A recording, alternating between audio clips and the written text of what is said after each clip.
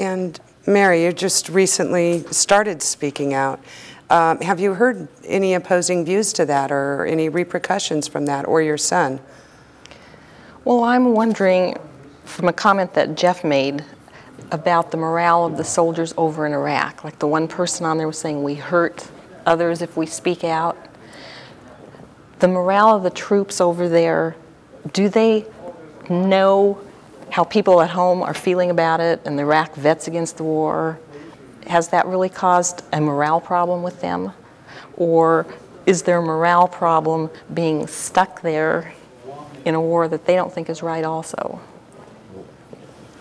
To directly talk about that, the first speech that I did that gained national and international notoriety was called "What Demoralizes the Troops?" And it was actually captured on video, the second half of the speech, and put up. And what I talked about was, when I was in Iraq, Cindy Sheehan sat in a ditch in Crawford, Texas. I think that's been very well documented, right, and been known about the world. And we're going to be taking a break, and I'd like to go ahead and we would get this, get to finish up the story in this, and to make sure that, to see where else we want to go with this. I mean, it is very, very unusual in the history of other wars where the military is actually taking a lead and a strong role in the anti-war movement. So I definitely want to make sure that we go through all of those, and including the story about Cindy Sheehan. So we will be coming back to American Dream after this break. Welcome back to American Dream. Tonight is the first part of a four-part series that we're doing on Iraq, and how Iraq is affecting here in America, the families, the military families. Will also be further on in the series, we'll be talking about military contractors, war resistors, and various items that just cannot be fit into just a one-hour show. I would like to reintroduce Zapalla with Gold Star Families Speak Out, and Mary Hannan, mother of Iraq veteran, and Geoff Millard, president of the DC chapter of Iraq Veterans Against the War, and Adam Kokesh, co-chair-elect of National Iraq Veterans Against the War. And I'd like to go ahead and you started to tell us what had happened, and if you'd like to go ahead and begin from there. As I was saying before the break, in this August of '05, when Cindy Sheehan sat in a ditch, I was sitting in Tikrit, Iraq.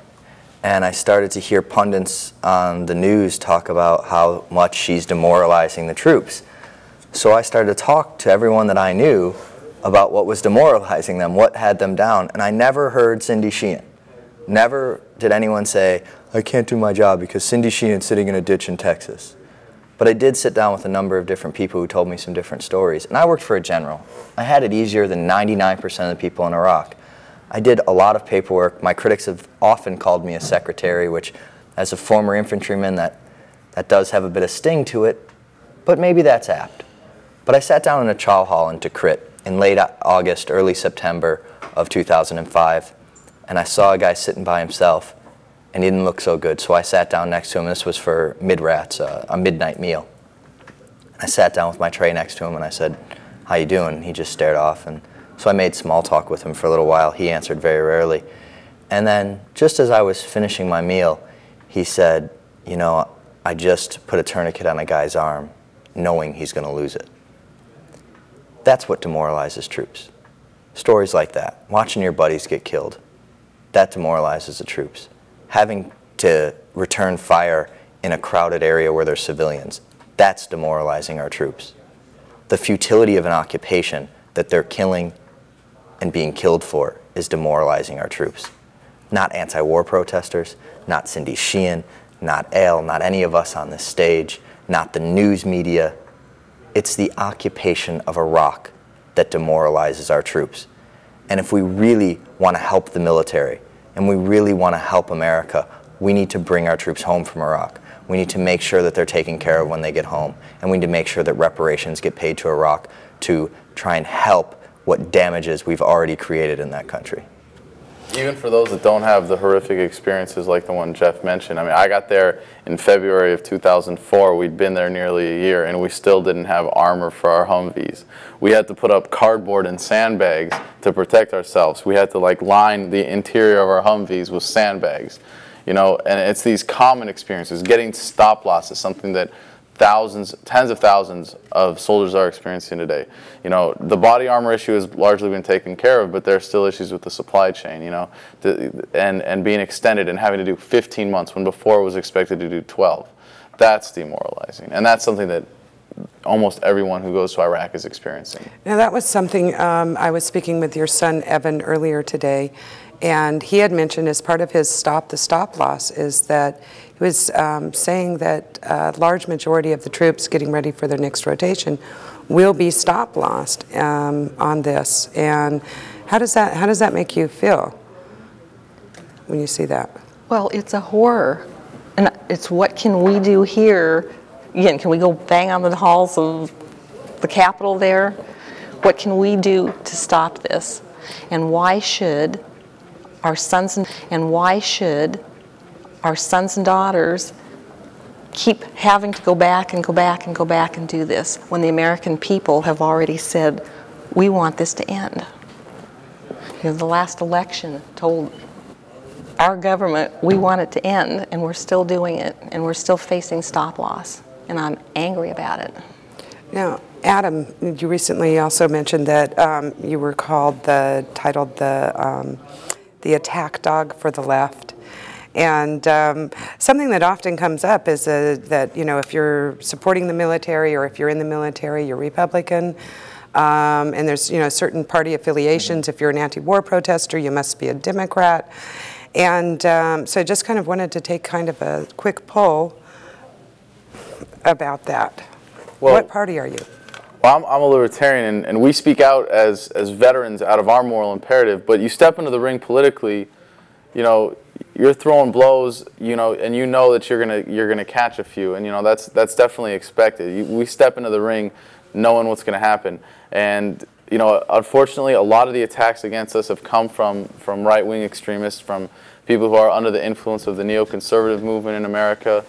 Recently, just for having, you know, achieved certain prominence for various actions as an anti-war and anti-racist activist, I have been called now an attack dog of the left wing. But if I've earned the title attack dog, you know, in the political arena, I think that's quite an honor. I'm actually proud to be referred to as that. But it's really disparaging for me to be often accused of being a leftist.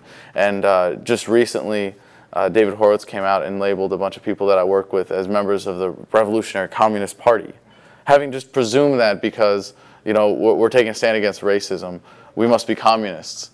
So, I mean, to see this kind of like, this abuse of these various labels is really disheartening. And the accusation of individuals and the slander that we've all experienced here, it's disgusting. But yeah, I'm a proud libertarian, you know, and I really come from conservative principles of small government.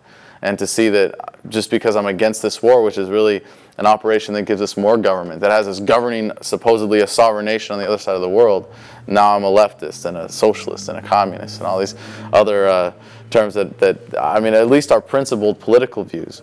But if you look at, like, you know, the people who are proponents of this war, neoconservatives, the only proponents or the only principles that they have behind what they're doing really is fascism. You know, the glorification of the state, the supreme destiny of America as an institution. And you know, we've all taken, you know, we can all see historically the results of letting that fascism get away from us. And Al, where is your party affiliation, if any? Well, as part of Military Families Speak Out, we're nonpartisan. But, you know, this was Bush's war. This was Bush's war until January of 2006. And January 2006, the Democrats took control of Congress.